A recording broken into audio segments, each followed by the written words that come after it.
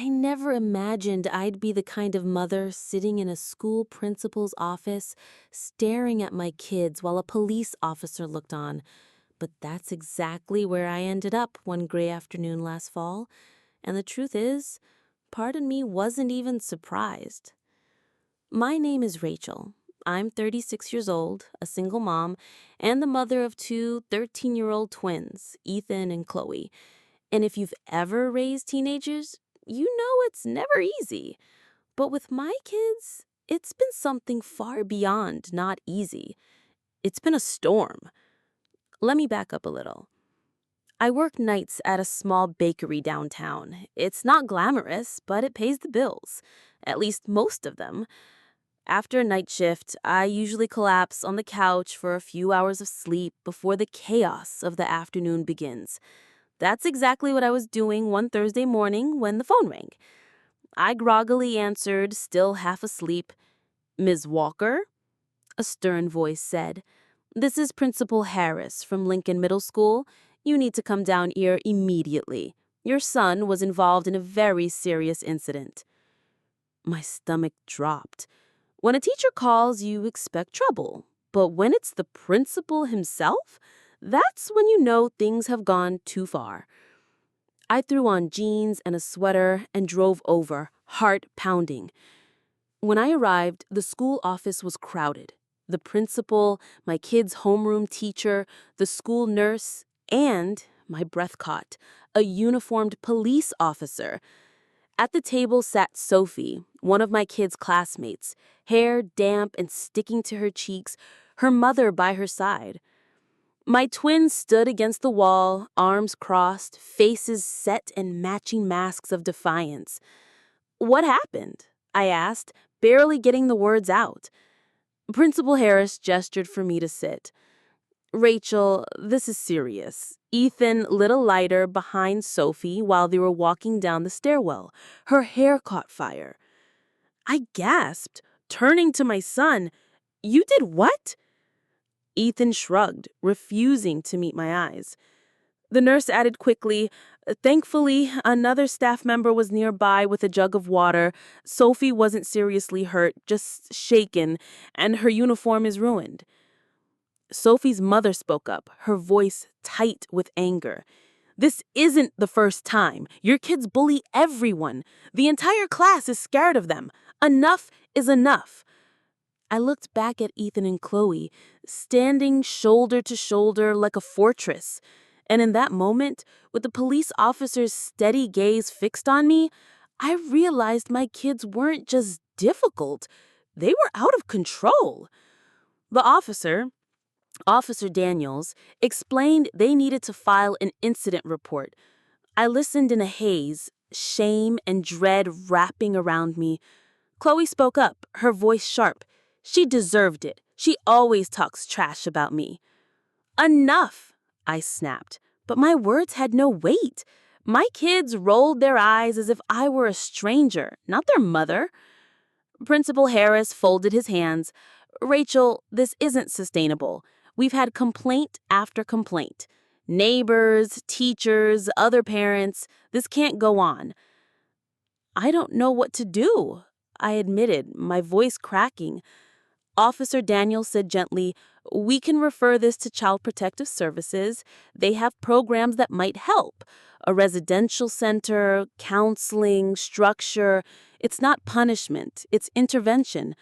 But something has to change." I nodded numbly, though my heart screamed in protest. CPS? Did that mean I was failing as a mother? That night, after the paperwork was signed and the school emptied, I sat at my kitchen table with my head in my hands. Tears blurred the bills scattered in front of me. I had no one to call. My parents were gone, my brother lived states away, and my ex-husband, well, he was long out of the picture. I thought back to how it all started. I wasn't supposed to be a single mom. I married young, at 28, to a man named Mark. He was a long-haul trucker, always on the road, always promising that one day we'd have stability. But when the twins were 5, he walked out. No goodbye. Just a muttered, "File the paperwork yourself." The divorce went through without him ever showing up in court. Child support was a joke. Mark always managed to change jobs or disappear just long enough to avoid paying.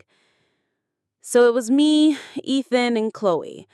When they were little, my parents helped. They spoiled them, picked them up from daycare, bought them toys. But as they grew older and my parents grew weaker, things shifted. My once sweet twins started talking back, slamming doors, ignoring curfews. At first, I thought it was normal teenage rebellion. But soon, neighbors were complaining.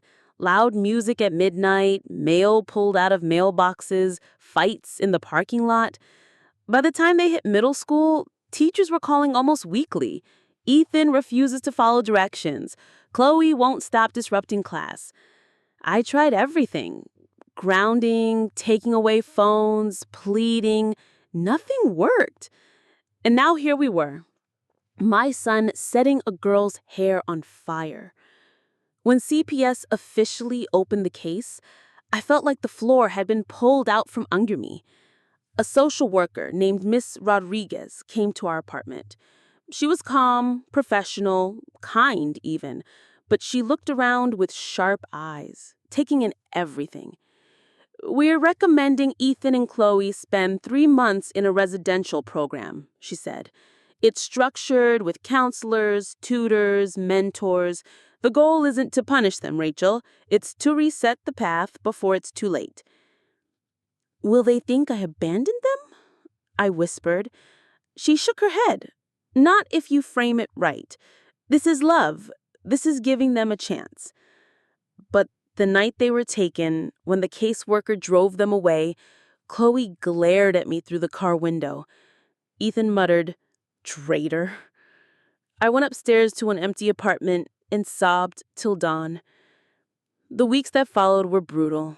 Without the constant noise, the apartment felt cavernous, echoing with memories. I kept catching myself setting 3 plates at dinner only to put 2 back. I called Miss Rodriguez often, asking for updates. She'd say, "They're struggling to adjust, but the counselors are working with them. There's progress, slowly." One Saturday, I visited. The facility was clean, quiet, almost home-like. Ethan sat stiffly across from me, arms crossed. Chloe avoided my eyes. "How's schoolwork?" I asked weakly. "Fine," Ethan muttered. Chloe finally looked at me, anger and hurt in her eyes. "Why did you send us here?" My throat tightened. "Because I love you. Because I want you to have a future." She turned away, but I saw the crack in her facade. By the second month, updates improved. Fewer fights, more cooperation.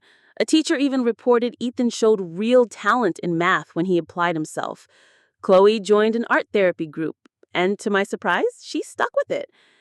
At home, I worked extra shifts, saved money, and tried to breathe. I started therapy myself, something I never thought I'd need. 3 months later, the review board met. CPS recommended extending the twin stay for another cycle. At first, guilt clawed at me. But then I thought of that day in the principal's office. Sophie's damp hair, the look of fear in the other kids' eyes. "Yes," I said firmly. "They need more time." It wasn't a miracle fix. By the time Ethan and Chloe finally came home 6 months later, they weren't perfect angels. They were still teenagers, still moody, still testing boundaries. But there was something different, a softness, a willingness to listen. One evening, Chloe came into the kitchen while I was washing dishes. "Mom," she said quietly. "Yes?" "I'm sorry. For everything. For that day. For calling you a traitor." I turned, tears stinging my eyes, and hugged her tightly. Ethan didn't say the words, but a week later, he asked me for help with his homework. It was a small thing, but for us, it was everything. Looking back, I don't regret it. Calling CPS, agreeing to that program, it felt like failure at the time, but it saved us. Because sometimes love doesn't look like hugs and warm dinners. Sometimes love looks like tough decisions, painful separations, and trust that your children will one day understand. Justice in life doesn't always come from a courtroom or a big dramatic showdown. Sometimes it comes quietly, through change, through growth, through second chances. And when it does, it's worth every sleepless night. So now I'll ask you, the way I asked myself 100 times, what would you have done in my place?